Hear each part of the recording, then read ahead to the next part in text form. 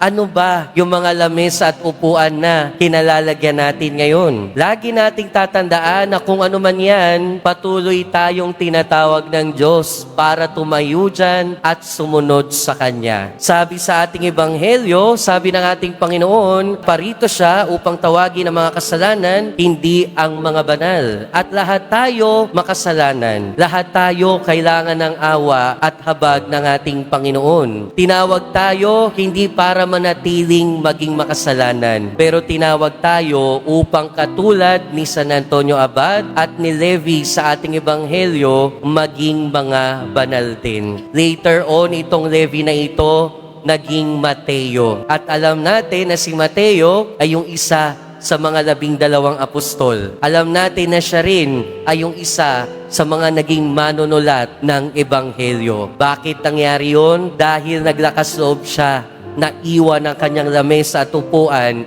at sumunod sa ating Panginoon. At sa ganong paraan, natupad yung kalooban ng Diyos sa kanyang buhay. Katulad ng ginawa ng Diyos kay Levi, patuloy niya din tayong tinatawag na tumayo mula sa ating lamesa at upuan at sundin at sunda ng ating Panginoon. Nawa, matupad din ang kanyang kalooban sa buhay natin. Amen.